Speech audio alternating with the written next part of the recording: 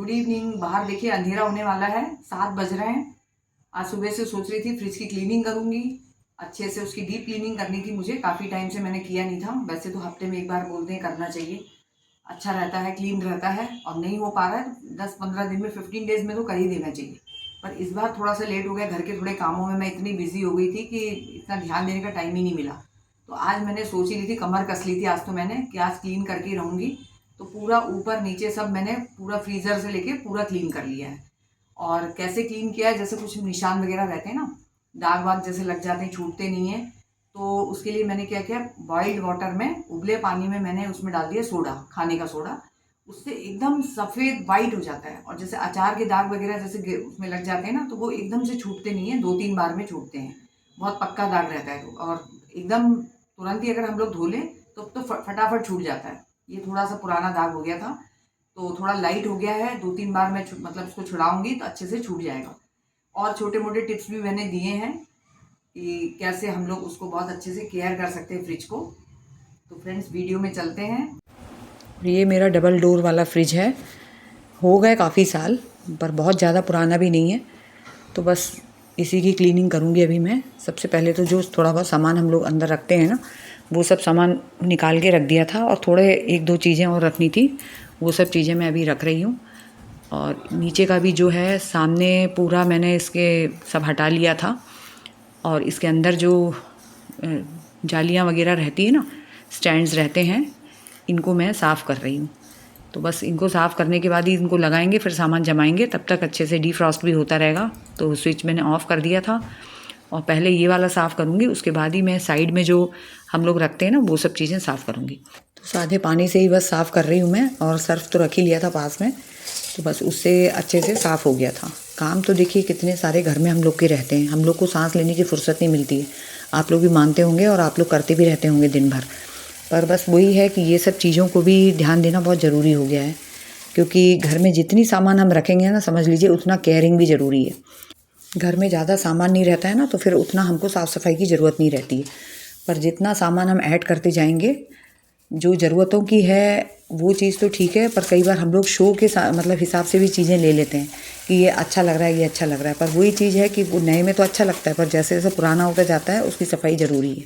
चाहे वो flower vase हो, चाहे आर्टिफिशियल फ्लावर्स हों, चाहे इस टाइप से हों, जितना सामान हम रखेंगे तो बस एक एक करके काम ज़रूर बढ़ता है। पर अगर ये सोच लीजिए आप लोग कि ये इतने टाइम में हमको ये चीज़ टारगेट बना लीजिए कि इतने से इतने समय तक हमें ये काम करना है, तो वैसे में बहुत जल्दी हो जाता है और इतनी थकान नहीं लगती है।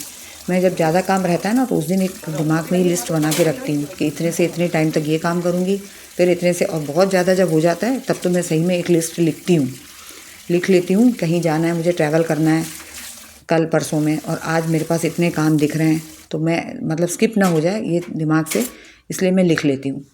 और थोड़े बहुत तो हमारे दिमाग में चलता ही रहता है कि 1 घंटे में ये काम हो जाएगा, 2 घंटे में ये काम हो जाएगा। तो ये पूरा पानी से साफ़ कर लिया था, धो लिया था। और नीचे नीचे थोड़ा बहुत पानी वानी हो गया था, फ्रीज़र में तो हो ही जाता है।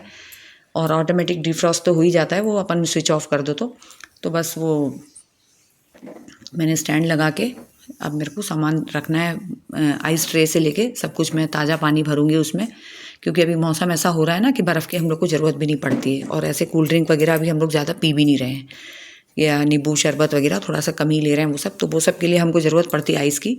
तो ये आइस वगैरह भी 2-3 दिन का हो गया था, तो मैं सोची इसको भी बाहर निकाल दूँगी, फिर दूसरा ताज़ा पानी भर के रखूँगी। और आइस रखने का एक और फ़ायदा ये भी है फ्रेंड्स कि हम लोग को जैसे कभी चोट वोट लग जाती है ना, तो आइस ज़रूर ट्रे में जमा के रखिए आप लोग।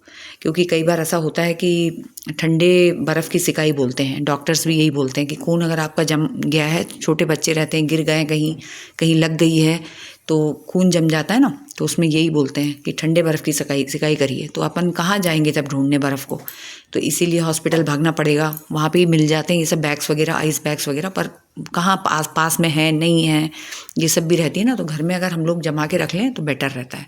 और ये जो मैं दिखा रही हूँ पॉलीथीन, ये मैं बिछाऊँगी साइड में। क्योंकि साइड में क्या है, कई सामान ऐसा हो जाता है जो मतलब लिक्विड फॉर्म में भी जैसे रहते हैं, जैसे एसेंस वगैरह रखें हम लोग, है ना। तो वनीला एसेंस हो गया, दूसरे हम लोग लेमन एसेंस है, केक बनाना है, कुछ बनाना है हम लोग को, कस्टर्ड बनाना है, तो वो सब चीज़ों के लिए हमें ज़रूरत पड़ती रहती है। तो बाकी जो मसाले वसाले हैं पहले तो बाहर ही रखती थी, पर 1-2 बार से बाहर क्या ख़राब हो गए थे। तब से मैंने फिर अपनी फ्रेंड्स लोगों से पूछा तो उन लोगों ने बोला नहीं हम तो अंदर रखते हैं, फ्रिज में रखते हैं। तो बस जो जो एक्सपायरी होते जा रहे थे मैं उनको बाहर निकाल रही थी। जैसे ये नूडल्स मसाला है, काफ़ी टाइम पहले से लेके रखा था, तो वो बस मैंने अलग कर दिया, बाहर कर दिया उसको।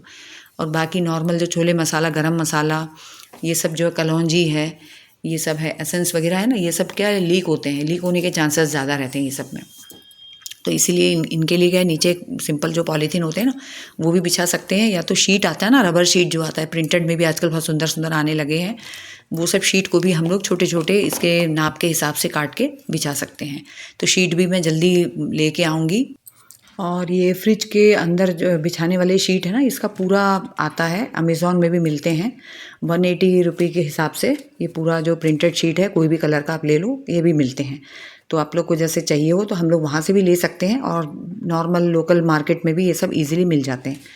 तो बस वो तो लाना ही है मुझे साइड के लिए। अभी फ़िलहाल मैंने जब ठीक किया था तो मेरे पास अभी शीट था नहीं, तो मैं सोची अभी ये पॉलीथीन से काम चला लेते हैं।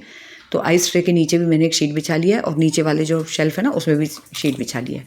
और ये थोड़ा सा पानी गर्म कर रही हूँ, अच्छा खौलता हुआ पानी में मैं खाने का सोडा डालूँगी, कम से कम 2 स्पून के करीब डाल लीजिए। तो उससे ये हो जाएगा कि पूरे में काम आ जाएगा।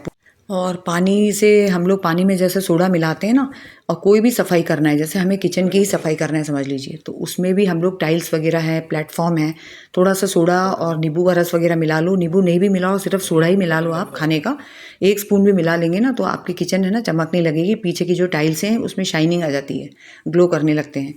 और इससे एक फ़ायदा और है, वो ये है कि जैसे बहुत ज़्यादा ताकत लगाने की ज़रूरत नहीं पड़ती हमको।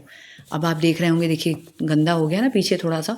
अब ये देखिए इसमें मैं इससे सफाई कर रही हूँ तो कितने अच्छे से साफ़ हो रहा है। और नीचे तेल गिर गया था इसमें, तो वो येलो येलो से जो आपको दिख रहा है ना, वो पूरा तेल के निशान है। अचार रखा था उसमें, तो अचार वाला तेल गिर गया था। नॉर्मली अचार मैं बाहर ही रखती हूँ, पर मुझे ऐसा लग रहा था कि शायद बाहर ख़राब ना हो जाए, अंदर रख लेते हैं। पर वो उसका जो बॉटल है ना वो लीक कर रहा था, तो उसके कारण ये पूरे में तेल हो गया था। पर वो एक बार में तो नहीं छूटेगा, 2-3 बार में आराम से छूट जाएगा।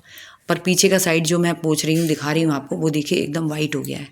और जो साइड है ये भी बिल्कुल साफ़ हो जाता है। और सबसे मेन चीज़ तो मुझे अच्छी लगी, ये लगी कि सोडा डालने से क्या है, हम लोग की जो मेहनत है ना वो थोड़ी सी कम हो जाती है। बहुत ज़्यादा घिसने से क्या हाथ भी दर्द होते हैं, और सोडा डाल के आप लोग जैसे घिसेंगे ना तो बहुत ज़्यादा ताकत लगाने की ज़रूरत नहीं पड़ेगी आप। और प्लास्टिक की शीट नहीं भी बिछाएंगे तो भी चलेगा, पर क्या कुछ भी चीज़ें जैसे लिक्विड फॉर्म में है, ऊपर गिर रहा है तो वो नीचे तक जाता है गिरते हुए। और दूसरी चीज़, बर्तन के नीचे कुछ चिपका रहता है ना, वो भी फिर नीचे जाता है, नीचे वाले में कुछ हमने रखा है तो वहाँ भी गिर जाता है। तो इसलिए क्या ये सेफ्टी पर्पज़ से ये बहुत ही यूज़फुल चीज़ें हैं कि कुछ भी पॉलीथीन या कुछ भी चीज़ें प्लास्टिक आप शीट वगैरह बिछा लीजिए। और ये जो मैं अभी आपको दिखा रही हूँ ना, ये बहुत ही इंपॉर्टेंट टिप है। अंदर की साइड आपने देखा होगा बटन्स वगैरह रहते हैं, मतलब ज़्यादा मैक्सिमम करना, मिनिमम करना, तो इसमें नंबर्स वगैरह रहते हैं। तो अभी जो XX है 1 के भी पीछे है, तो 1-2 में भी हमें रखने की ज़रूरत नहीं है, नॉर्मल टेम्परेचर में इतना ही रखना है। और आइसक्रीम वगैरह जैसे आप बना रहे हैं तो आप 7 तक कर सकते हैं, इसको मैक्सिमम 7 है। और फिर नॉर्मल टेम्परेचर थोड़ी सी गर्मी है तो आप 4-5 में इसको रख लीजिए। और अभी जैसे बारिश का मौसम है तो XX में मैंने रख लिया है। तो फ्रेंड्स, वीडियो अच्छी लगे तो लाइक ज़रूर करिए। Take care, okay, bye bye.